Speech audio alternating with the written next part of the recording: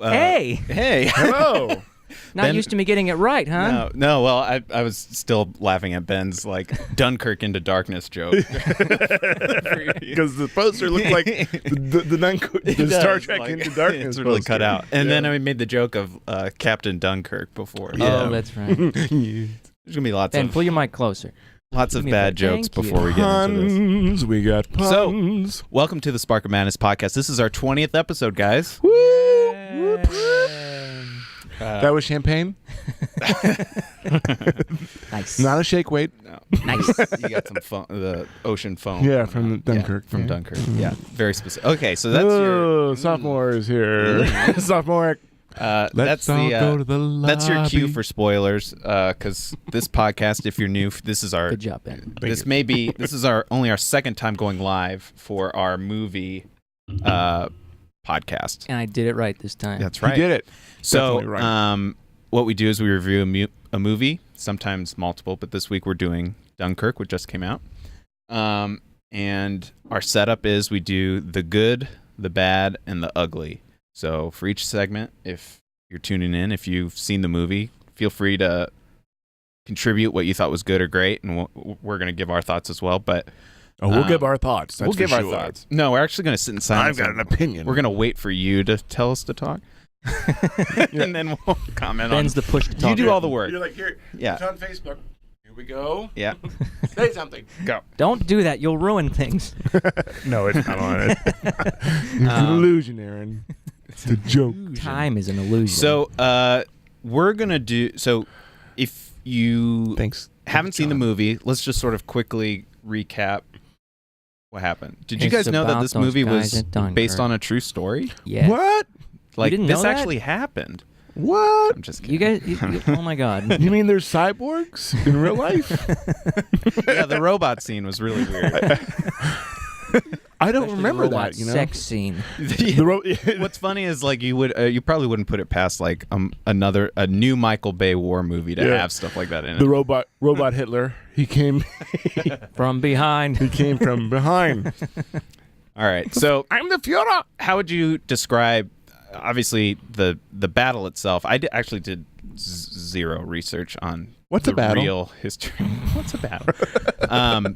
Thanks, Ralph. But we kind of welcome. kick off the movie with British soldiers having been cornered at Dunkirk. The beach. And we get a great visual of which was Leaflets. true, of leaflets falling from the sky, pointing out you Propaganda. are surrounded on this little beach right here. Yeah. that That's was where a nice touch. You're surrounded. Yep. Yeah, it's propaganda leaflets, which Yeah. they use Drop in from all, the sky. Yeah, we use it. How did they get it's probably some planes are really high Yep. in the altitude. And some suspension. And the guy was Actually- grabbing it. He was going to take a poop, but he never took his poop. Oh, We'll I guess discuss we did that. say Spoilers. already. That actually was in my notes. Did he ever take his poop? Did he ever take his poop? Um, oh, That I was the ruined it most for you. important Yeah, subplot. we literally went from 3 viewers to 2 when we Ah. Oh, really? Sorry, I turned my phone off.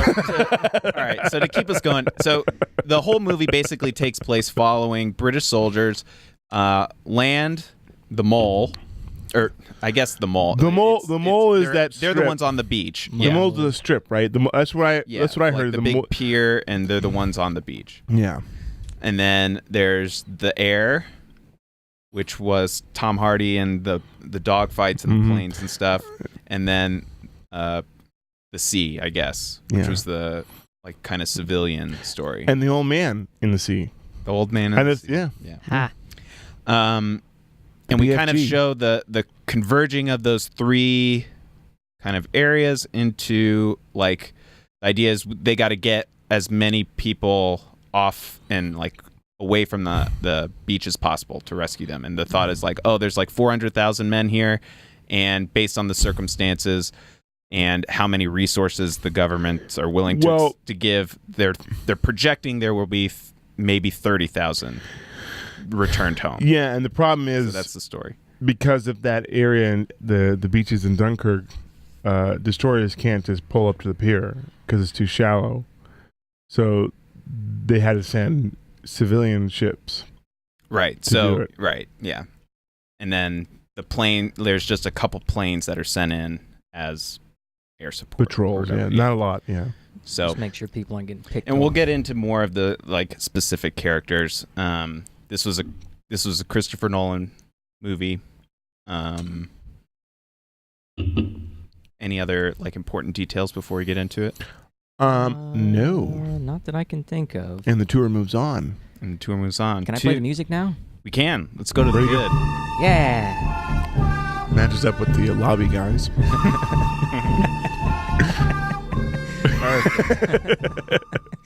You Let's all go podcast to the listeners, there's a lobby. video in the background.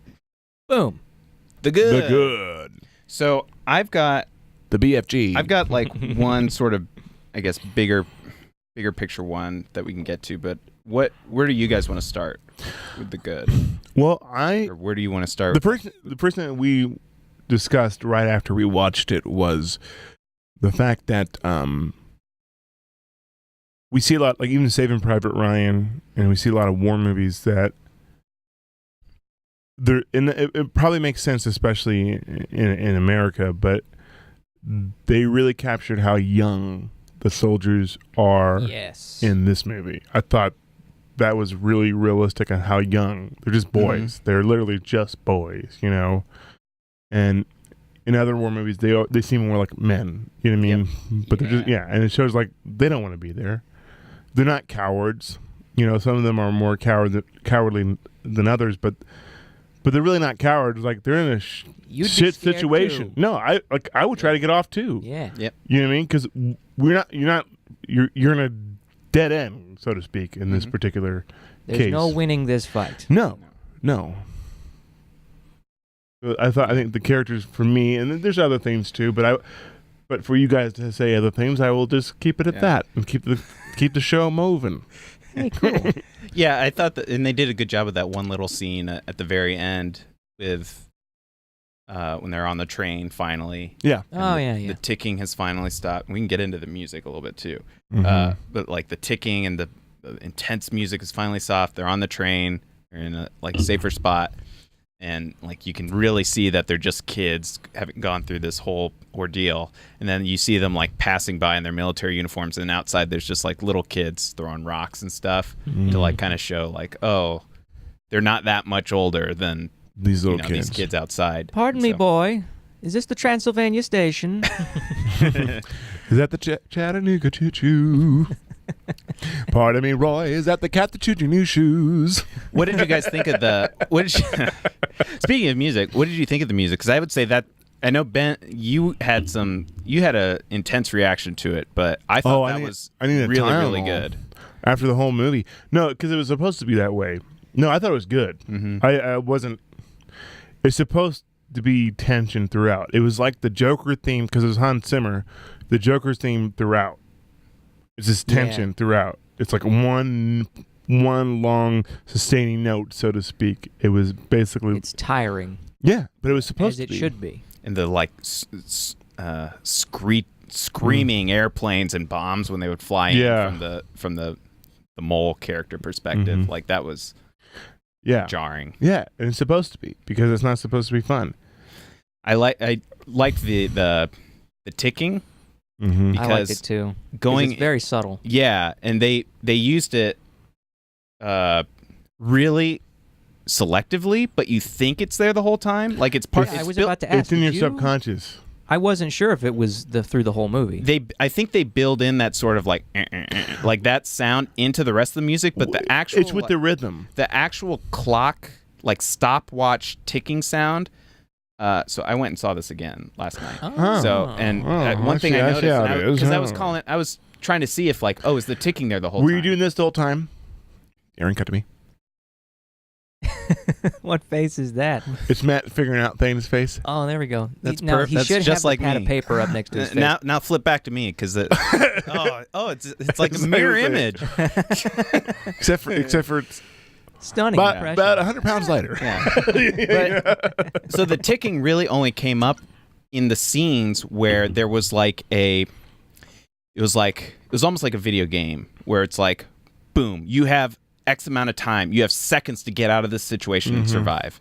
And sort of, so it's like at the very start when he's like escaping from the gunfire in the city, or when they're drowning, or when there's like an immediate sort of situation where you have a set amount of time before you will die in this situation. So it becomes like a brief period of survival. And I thought that was really interesting. Like, even though it's more just like accentuating the like tension of the scene, it sort of triggers everybody to sort of really think about the stakes that like in this moment they have to make decisions. They only have so much time before they die. And it's less about like a movie. The more you think, the more you die. Mm. It's interesting. Yeah.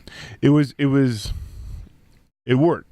a good choice. It did. It wasn't like a John Williams score where it's like accentuating every little moment, and it's like that's not this kind of movie. It's not a memory movie. It's like holy shit.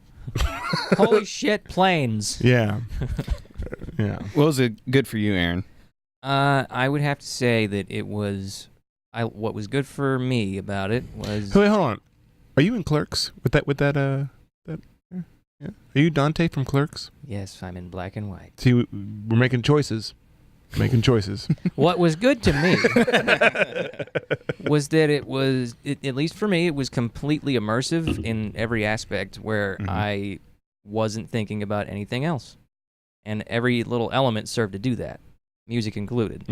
Music wasn't even what I'd call memorable. It drew me in. It was there's a word for it. I can't think right now. Atmospheric. Yeah. Yeah. It set the mood. Other than that, I'd say I liked it because it was no BS. It didn't have any frilly exposition or unnecessary subplots. It was just a war movie. And it wasn't. I mean, it was under 2 hours, which is this day and age pretty short for a movie. Yeah. But it didn't feel short. There was so much so much gripping the seat. Yeah, that it's just it was war. It was war. Some say that war is hell. Yes. Always. There we are. So I did. Well, we were outside, so I did like how it really was like it was a war movie, but it really played into just how like a lot of war movies are about survival, but this was even more. There's like there was no survivors. There was no like gunfights. It was really different and made it very like it really played into just how like improvisational everybody was at all times to just kind of survive and go around. There wasn't that much fighting. No, it's just kind of like, this happened, so I'm going to go get in this line, and then wait, there was that scene of the first shot of the beach with the bombs coming in, the sand falls. It was so good. And you don't ever see the Germans, except for the like enemy. A split second. They're blurred. You never saw their faces. You never really see. Yeah, them. you don't see them in the planes. When you walk up to people, like the first beginning, you see the French are kind of guarding the thing, and goes, "Are you the enemy?" Like, no, they're the French. Well, I'm not the fromage. Go over there. A bloody frog. It's a frog. But yeah, I liked that they kind of played into like, and they didn't over glorify the soldiers to the point of like, we're gonna be super noble and fight, or not. They're obviously fighting, but we're not gonna like overplay them, like being courageous by running into gunfire or whatever. Yeah. It's more like they showed them seeing like that ambiguous moment of, there's this guy who's on the stretcher. And he's not dead, he's alive. Are they trying to rush him to the boat to like save him, or are they rushing to the boat because they think that he's there out? And so like I liked that kind of. And you know what? You don't blame them. That thought. You don't blame them. Never would I. You know, why wouldn't you try to do that? Yeah. Got nothing else to do. In this case, you mean like it's not you're not being a coward at this point. It's like. Yeah, I mean, you wouldn't blame them. The movie wasn't about war heroes and stuff. It was about doing whatever it takes to not die. It was a very gray area, like a gray movie, a gray area. Sort of like, it put you into the situation. Well, and there was the line at the end when Harry Styles' character from One Direction, who's pretty good in this, I thought, goes up to from One Direction. Yeah, he's the like big One Direction star. Yeah, it's surprising though, right? Which person is he? He was the one that was wanted the very to kill the like Frenchman. Yeah, he's the one that called the French guy a spy and was more like felt shame at the end, which is where like when he tells the blind guy, he's like, "Good job, lads, good job," and he's handing them blankets. And he's like, "All we did is survive. Like, what's that?" And he's like, "Well, that's enough." Like, you know, like that's a okay. Off you go. it's a really good message. I thought. You know, I liked how they showed the like they had two characters in the movie who were blind, and one was sort of like kind of acknowledged how just like surviving and how important it is just to be alive was important. The other kid is blind, like literally blind. He's the only character we really see die. Well, he's blinded by his sort of desire to be this war hero, right? Like he wants to go and fight and do something important because he thinks that's what he's supposed to do. And like that conventional wisdom of what we think of like a war hero is like he's the one that dies for it. Like whereas everyone else is just kind of making decisions out of necessity. They're not doing it for like he had more other mindset because he had more naive because he's a kid. He had more naive of what war was like, but he still he was still the most heroic, despite having the lamest way to die. You mean by someone who was scared? And he wasn't even killed by the enemy. No, he was killed. Know? Yeah. Spoilers. The whole thing is a spoiler. Did you know that Dunkirk is a real thing? Yep. Yeah. Spoiler. With Cyborg. Wow. That's an amazing add to the. Thank you. Got any more facts? Was that the wow? You know, would like that. We should make a call out to him unless you're going to call him out he's later. Watching. Okay.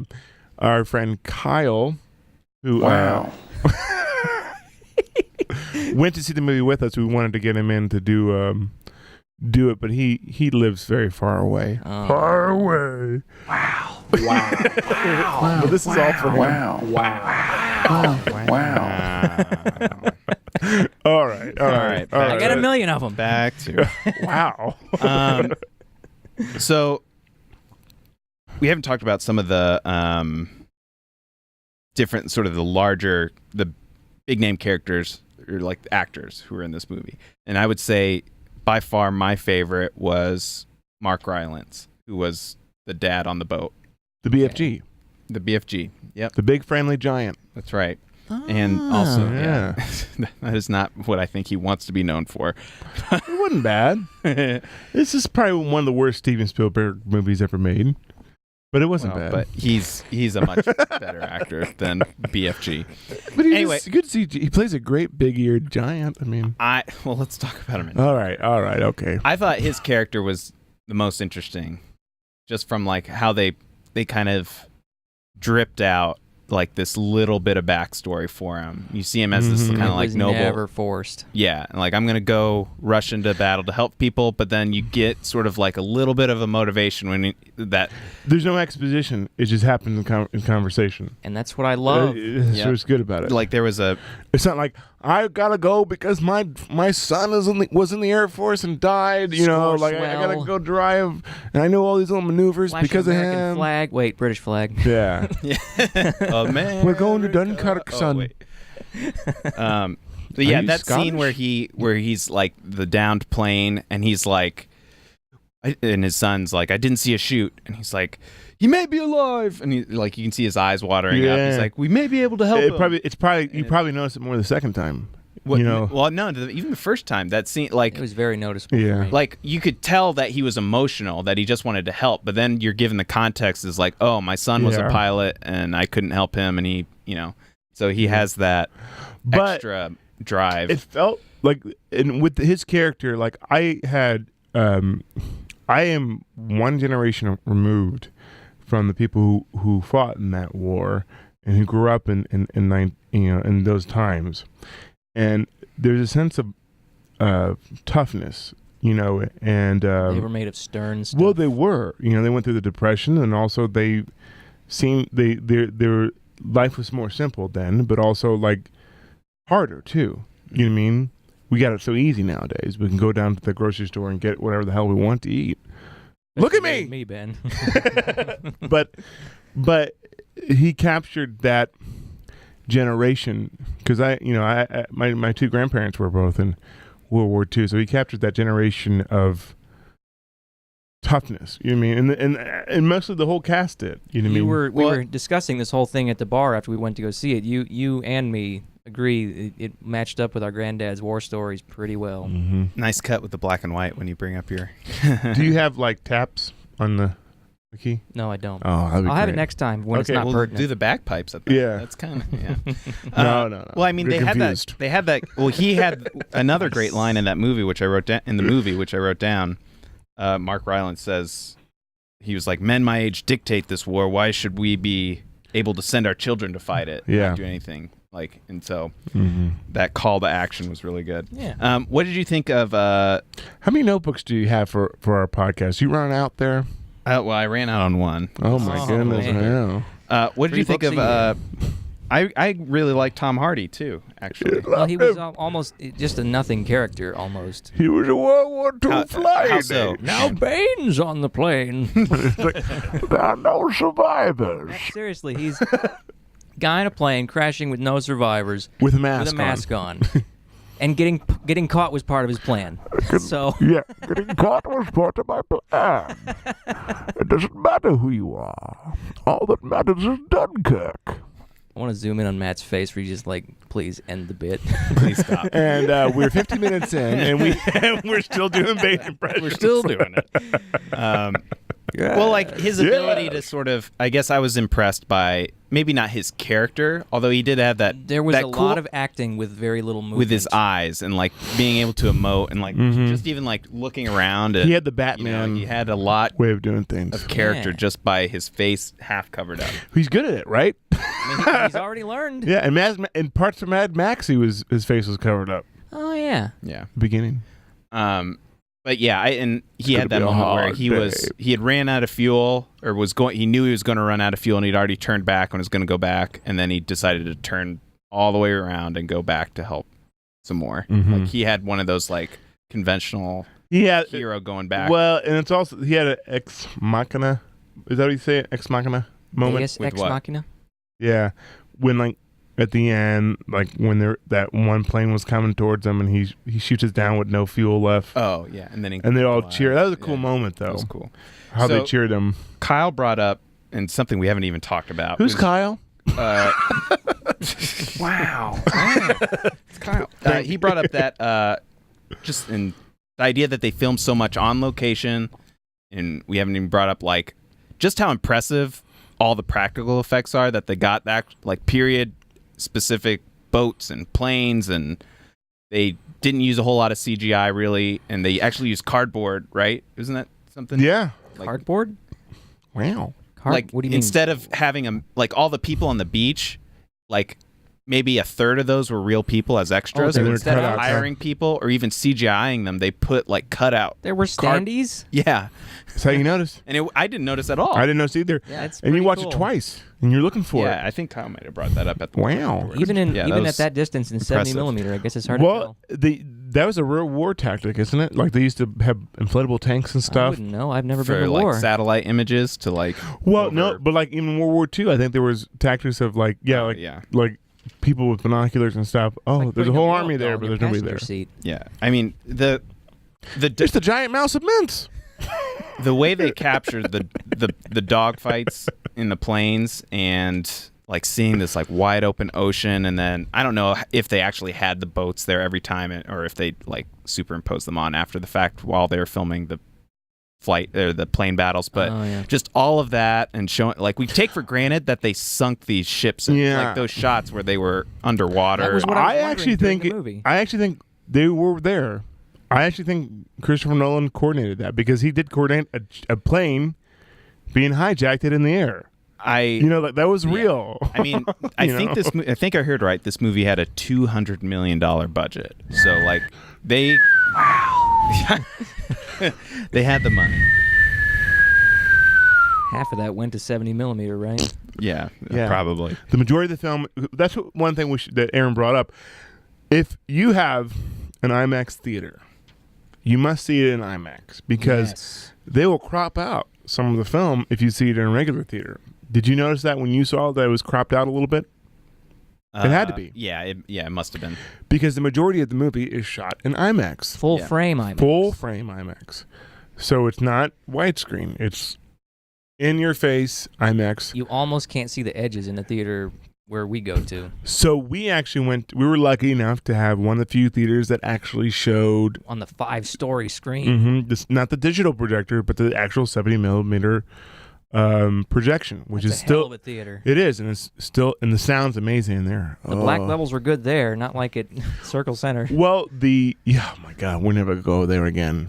Yeah, especially after seeing Dunkirk. Like, I don't know if I can see any movie like that ever again. But I forgot how good IMAX was. I hadn't been It's there just since like like Superman so Returns. Did it good. not? We can move on here, but I'm curious, since you saw it twice in two different theaters, was it a different experience, or was IMAX yeah, that much better? It's way different. Was it way, more way clear different. in IMAX? Well, I mean, you Well, it's saw more the clear, but 35 like millimeter shots. You feel like you're in the, it's IMAX. You're like in the plane, and when you're shooting shots way up in the sky, like you feel like, or you're really trapped in, or like in the water with. See, them, we don't really appreciate the logistics of that because even a right. movie camera itself is a hard thing to rig on a plane, Cinematography, but yeah, that thing is huge. Those IMAX cameras are huge. Now they may have made them smaller or whatever, but they're still freaking huge. They can only shoot, I think, like so many minutes at a time, too, because the film is so expensive and it's so big. You know what I mean? Yeah. So they can't shoot that long of footage. So everything has to be planned out. So that's a lot of money. It's Very impressive. Yeah. Do you guys? I have my like long little extra good, but do you have anything else? Hold on, Aaron. He's got a long good. Go on. Aaron, did you? Did I have anything else? Yeah, to anything say? else you wanna add? It was just the 70 millimeter presentation. I really appreciated that. And then I don't like. It didn't seem like there was that much that wasn't in 70 millimeter. Like, why not just spend a little extra money to get it all? Yeah, it was weird. It was probably like 90% of it was Yeah, it felt 70 like millimeter. at least 90%. Yeah. Well, I guess they're making strides to shoot it more in Yeah. IMAX, but I guess that new Justice League movie is going to be, or the Avengers, something's going to be all completely IMAX. Wow. Wow. I mean, Wow. this is a keeper. But We're loving it. we are. And it's all thanks to us improving that and also Yeah. our friend Kyle pointing that out. and now two at once. Kyle's becoming the hero of this podcast. He is. So He was left at Dunkirk. We'll remember him forever.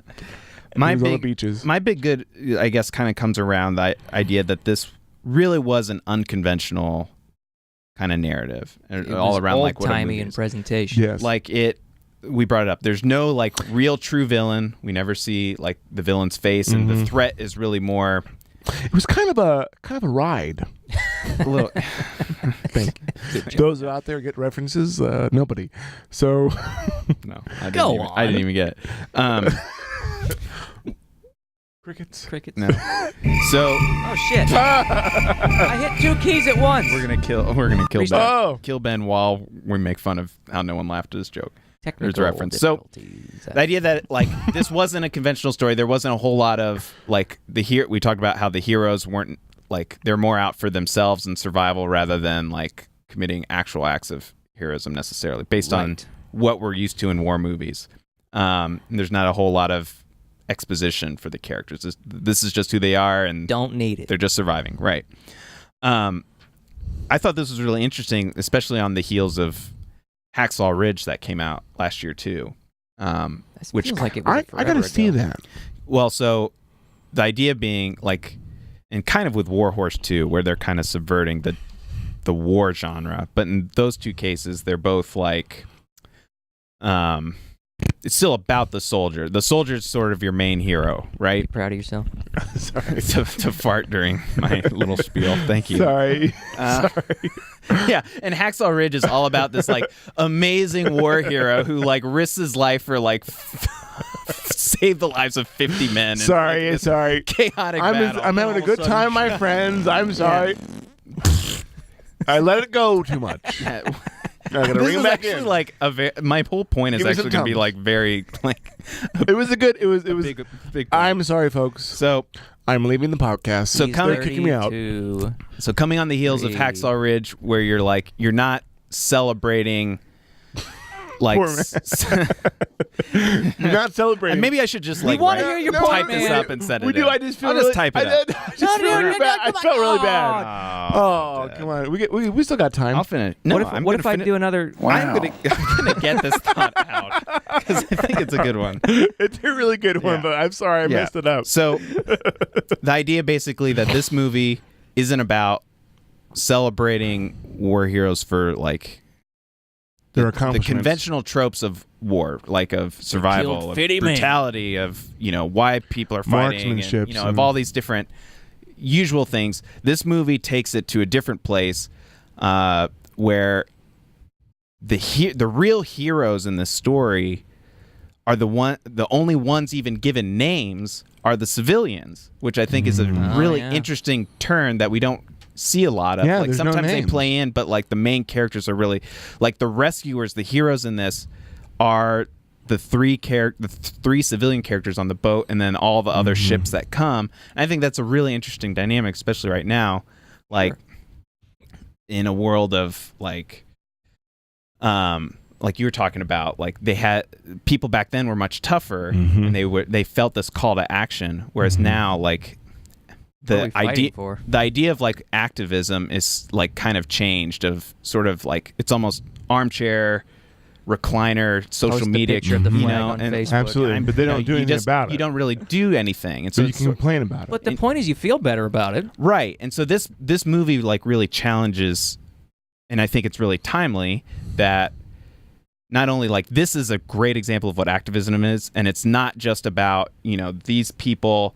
It's not just about two armies fighting each other. It's really like when a conflict like this happens, it's the entire country. Everybody's in it together, and like even if you're not on the front lines, even as a bystander civilian, you can still make change and help people. Oh yeah, I think that's really interesting, and you can make it. Yeah, we don't need to go into everything that happened today that happened with the military, but like it's really encouraging that. Even if you aren't sort of it's sort of like that. It's the Captain America story. Like you're not fit to be in the army, or you're not cut out for it, but you can still make a difference or whatever. And I think that's not only a great message, but one we haven't seen in war movies very often. That putting the like civilian perspective, and they're the reason that not 30,000 but 300,000 people. We're still alive after this event. Good job, guys. So. Yeah, and the thing is, it was true. Like it really happened. Like it wasn't fabricated. Right. Those cyborgs actually existed. They put those Terminators that came back from the future. No, I mean the DeLorean. That I mean in all seriousness. You've seen this boy. Well, like it's really Carl John. They, the idea in modern day of like, can you imagine somebody getting in their car and driving across the country? Like, let's say we're in Indiana right now. Let's say there's like an impending threat in Chicago. No, I'm talking about like the coast, like California. And we got to get over. It's a little bit different because they were able to traverse to the water to get there. The point still stands. Go on. Well, like to get to there's this threat. It's sort of Independence Day even. We're going to all drive across country now to support them, even though we don't have necessarily the same training, equipment, resource, or just do what you can. Just do what you can. That's great. I do think there is two types of people in this like world in a general way of speaking, and I still think it exists. Probably we just don't hear as much of it because most news is the best news is bad news. We don't hear all the good news, But I do think there's people who are that way. You and I would be that way. Aaron. Well, but that's the thing. I think that this movie actually challenges. Are we really that way? Like what? Like if you saw what examples do we concretely have of us actually doing stuff? Recently, and it makes you really think about recently, it. Like I'm not telling you you have to prove yourself. I'm just but recently, like, give us specifics. Well, specifically, like we saw those kids who let that guy drown, but a majority of people would have saved that person. Of course. They Why didn't the let fuck him not? drown, though. I know. We were saying that we would not have for certain. You're talking. Oh, I thought you were talking about in the movie. You see Sorry. somebody drowning, you You're jump talking about in. the news story of the kids. Yeah, I laughing mean, at the guy that's what I'm saying. drowning. Like, you would Okay. call to Yeah. action to jump into the water Sure. and save, despite their like, and you can see there's they're in Florida and there's alligators and stuff. And, you don't know, Oh, but that's like, right. Never mind. Count me out. yeah, but you call the police. You would figure a way to do The it. water's cold. Yeah, I just got a permanent. I gotta hold my cell phone. I don't want to get it wet. Well, we're kind of making light of But like no- a horrific. No, Come on. no. I agree, but know. like I mean, we're making those light guys of are the terrible cyborgs people. in Dunkirk too. I Yeah. mean, like it's just different. Yeah. No, I know. I'm Is just. it too soon for Dunkirk, or Too soon. What is too soon? Is there too soon? Oh man. Let's stop bickering about who killed who. It's supposed So, to be yeah, a happy occasion. I thought that was, and I thought it was an uplifting end to like a movie that spends the whole time being so chaotic, and we show Yeah. this slow progression of people coming to their aid that aren't necessarily part of the fight, and they save all these people. And, And, there was those moments when they saw all those that fleet of civilians were coming to Dunkirk, and they see that passing ships and people like cheering like crazy. That patriotism was you got goosebumps. An appreciation. Mhm. Yep. You felt the goosebumps. It was a really powerful scene. Yep. I agree. All right, let's tear this movie to shit now. Can I throw one more thing in there that I just remembered Yeah, before we go for it. switch? Yes. Remember when we were at the bar after this movie, and I just now remembered that comparison to when he's on the beach and those are the lines of people and he's trying to figure out where to go. It was like the first day of high school. Oh Yeah, that was a hilarious. great- yeah, that It was. was a good funny. analogy. That's the first day of high school. Yeah, as we were saying, like, You aren't Where a do I brigadier. go? it's like, this is a senior line. You're the freshman. Get your blow face Frog out. line. All right. Let's go to the bed. Matt? Oh, yeah. Oh, I thought that was thought you were you. playing music. It's outside. No, Sorry, it's that's outside. It's So, to be frank, I don't have a whole lot of bad and Neither ugly do for this I. movie. Like, I'm kind of stretching. the seats were really uncomfortable. Maybe about the They were movie they were more theater comfortable. screen. They were more comfortable. They were, but like we're so used to those laying down seats. I know. It was, You know? there was a lot of adjusting. Yeah. I'll say- too much let's see. information. So I've got like one or two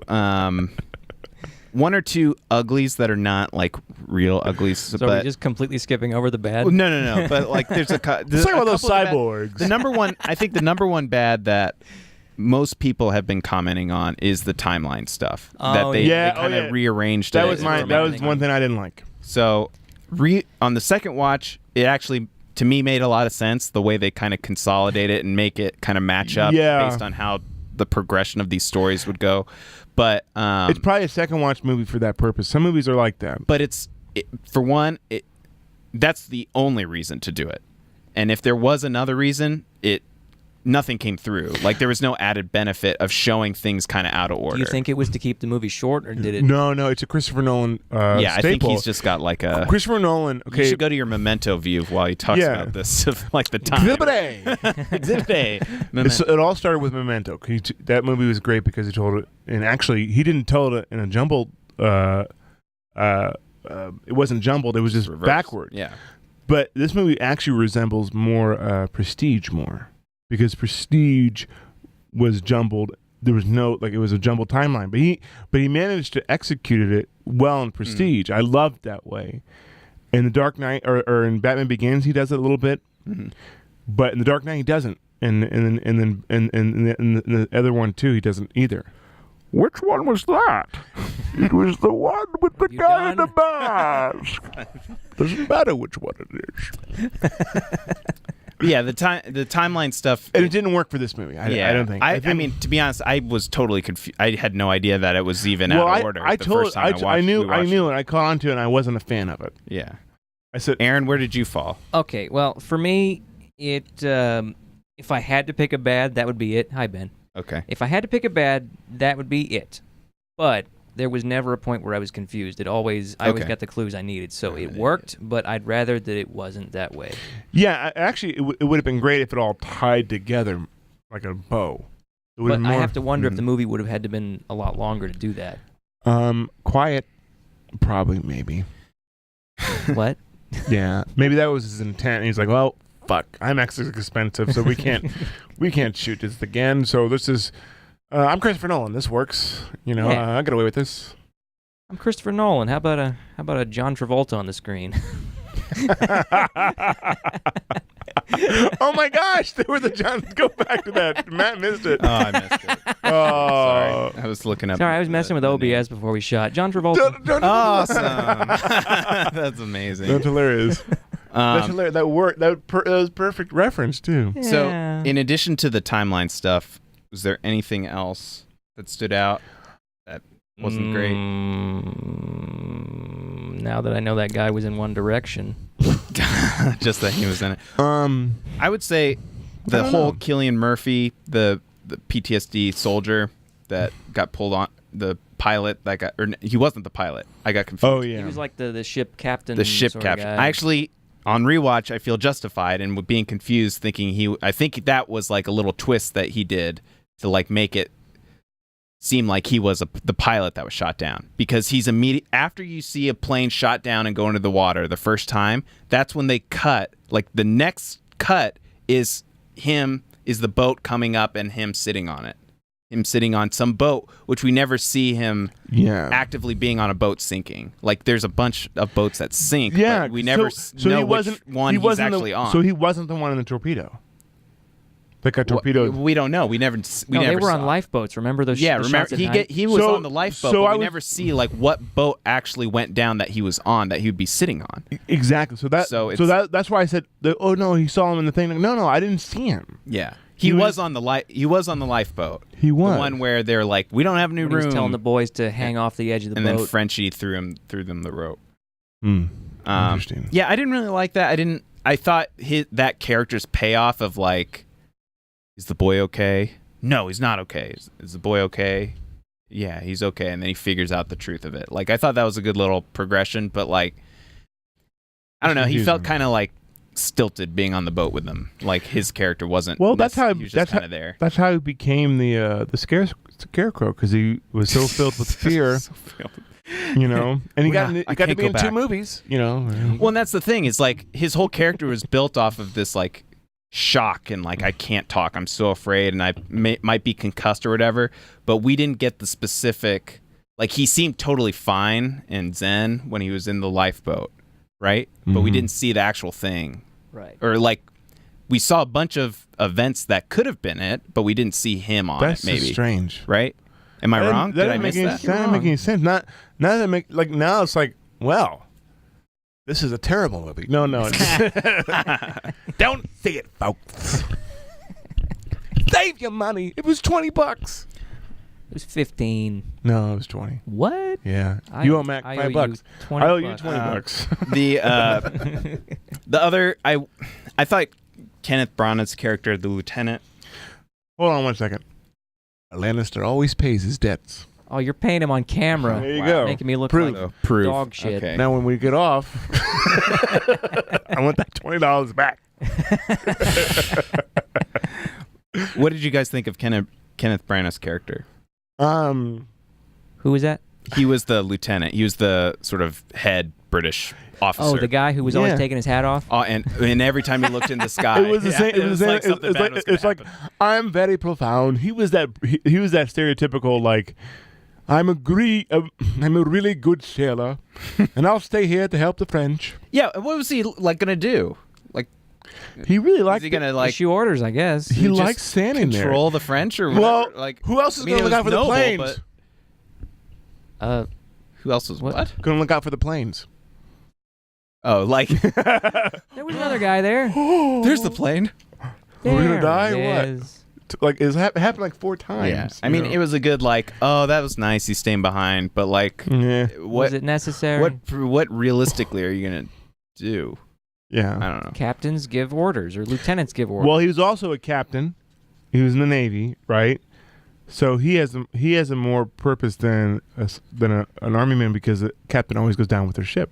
He stays until the last man. So maybe, That's right. so maybe that's the So kind of it's a like an character. honor thing. Maybe that's more ingrained to him Yeah. as a captain. And he was one of the few characters not given, other than Cillian Murphy's character, given Murphy. like a hero moment up until that. Like, true. he was kind of just like commanding in general, but Very then matter like, of fact. yeah, that last scene was like, I'm gonna stay behind. But he was stoic. He was kind of like the hope.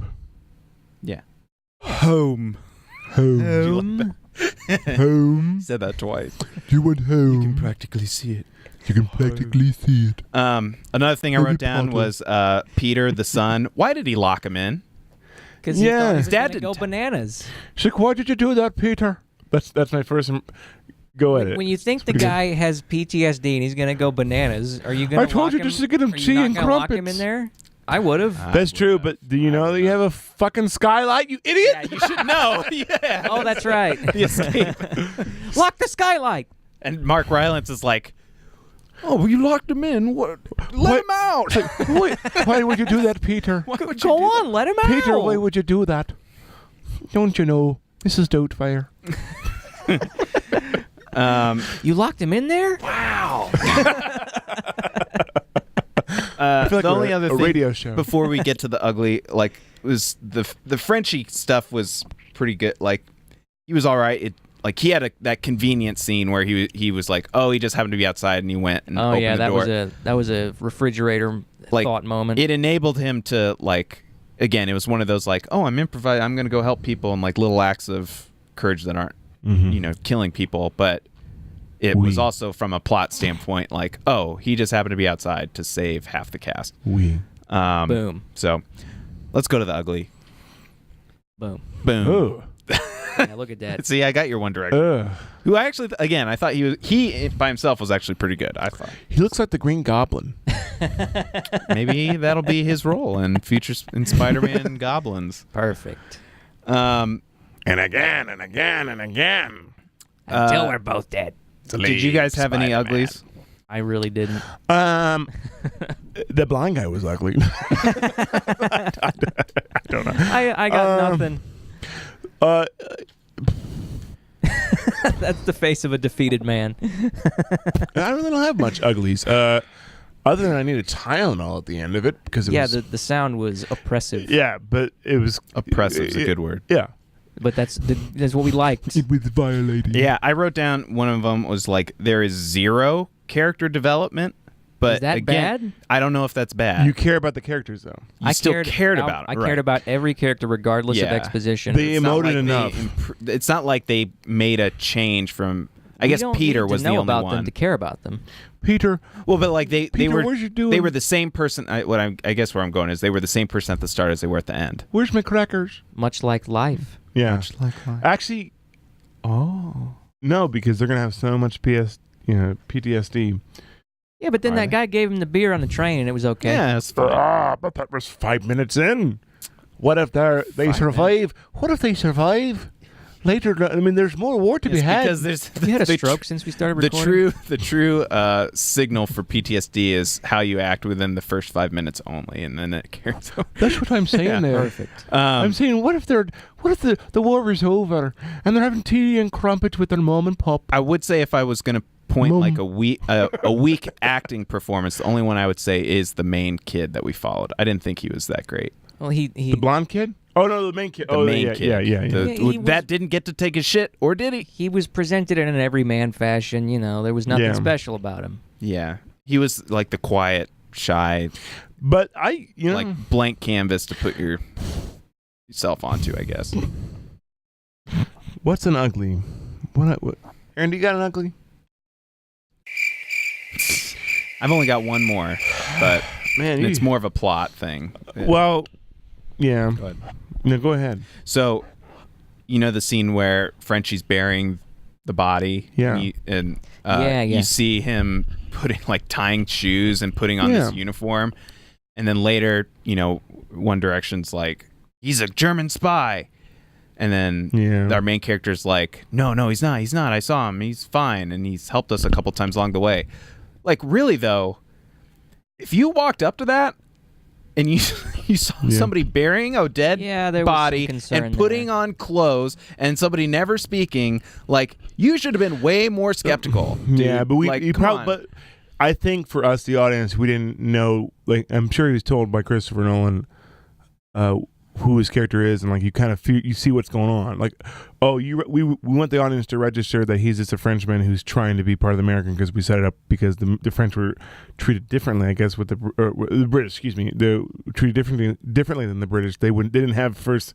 They were second helpings, I guess, and he wanted to be on the first wave with the I think British. he just wanted to get out. Yeah, that's what I'm saying. Yeah. He wanted to get out, but like he had a better chance of getting out as a British soldier than a French Right, 'cause soldier. British were going And I home. think French had to stay. that wasn't clear to the audience, and I think that's why it seems more egregious. Well, and again, it plays out by the end of the movie, but I guess I'm talking about from the motivation of that actual character in that moment. I would be like super skeptical of this person burying a body in the sand and clearly putting on that person's clothes. With the foot still hanging out of the sand. Yeah. What was up with that? Yeah, I've seen a good movie called Stalag 17. I think you all should watch it. I'm not gonna give it away, but it deals with stuff like that. Anyways, we'll watch it. We'll do. Of Spy? Or Yeah. Okay.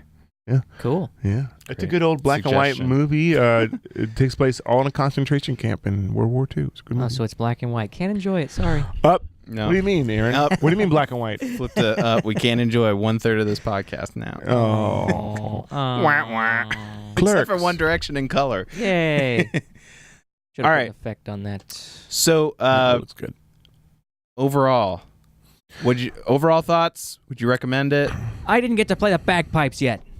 There. Now we can talk about overall There we thoughts. go. You're jumping the gun. Ben? I would recommend it. I would recommend it mostly seeing it in IMAX because it's a different experience. Here, here.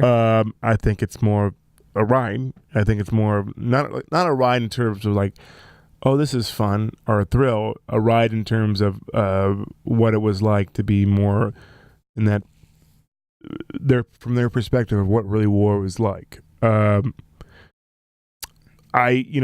give it a B+, A-. Yeah. That's fair. Yeah. All right, Aaron. Ooh, Shoot. I think we were talking about this before. It might be my favorite movie we've done this year. And I'm even better than Guardians. yeah. Mm. I you know me. Well, the audience might not, but I'm one of Nolan's harshest critics. Oh, he is. Yes. Yeah. You know what? You know why you're one of his harshest critics, and I agree with I you. expect better from him? Well, that also his dialogue is terrible. Yes, it kind of is. And he had an out in this. He had no dialogue There in you this. go. That was my recollection. That said, I really enjoyed it, even more than my previous number one, Wonder Woman, sans the last 20 minutes. So yeah, I would recommend it. I'd go see it today. I give it an 8.7. So it's a fair rating. Very specific. Yes. Yeah, I would say I would almost say by far the best movie we've seen, even though it's not my favorite. I would say I might even say Guardians, and even, again, the first There's a part of clear Wonder Woman delineation between best is and favorite. Yeah. Yeah. No, I think I would go way, way further than you guys. Like, I thought it's cool. I think it clearly will be a Best Picture candidate. You think it's gonna Yeah, have be a some candidate. I don't know legs? if he's going to win. It though. will clearly have a lot of the cinematography and effects and stuff like that. Well, I think Planet of the it'll Apes will win over that. No way. I think That's it might. ridiculous. Special effects? Are you Yeah, kidding special effects me? will win. It was pretty good, dude. Yeah, Planet of the Apes will beat The effects, not the movie. I The know mov- that. yeah. I'm just saying. special like, effects. Ugh, They have that much persistence. I'm going to call right now. Planet of the Apes is going to win All special right. effects. I think I'm Dunkirk's siding going with to Ben. sweep it. I Okay, think but either way. No, go ahead. Cinematography will Confront win. me. cinematography-wise, this movie wins. This wins. Yeah. Yeah. Sound design, this wins. Oh, yeah. Sound for sure. Yeah. It's just a complete package for me. Yeah. I mean, I don't. You're right. It probably won't win Best Picture because it was so Un-Hollywood. narrow focused in its like big ideas or big Mhm. character moments Didn't and have these The Rock emotive in it. scenes and tragedy. You know, it doesn't have those. You're right. It has Rainbow sides. it has the look of more of an experience and like a thrill. But I do think there's so much like what they chose to convey and show. There is still like a really, really, really good core of like new ideas and like new twists to like the war story that we haven't heard before. And as rough as it is, is fairly clean. There's not really much gore. There really isn't any gore. It's not like Saving Private Ryan where some guy's looking for his arm and walking around like didn't play that at all. It didn't not sensationalize, but like play up the brutality as much as the mental we know brutality. it's the brutal. tension and It was the psyche. it was side more of the it. mental side of it Yeah. rather than like the shock of it. me blood's leaking out. And and adding more threats, like threats from the air and just how terrifying it is, and threats from U-boats, like things you can't even see, and using those as like It felt real. It felt real. It didn't feel like a Michael Bay, like crazy angles. There were some cool shots they did where I was telling you guys where the Camera bolted to the camera's boat. bolted to the boat or I bullets love that. staying, and like you just see the perspective of the boat, and water's coming in from like different above, angles, and so yeah, it's not below. the perspective of level. it twists Loved it. your mind a little bit. Yeah. It really is sort of has that psychological thriller mixed into a war movie. Well, it's also psychological, not just psychological thriller, but like the psychological. We're Saving Private Ryan in those kind of movies are more the shock of it to try to convey that. It's more the psychological of like the tension that you go through. You mean like it played more on that.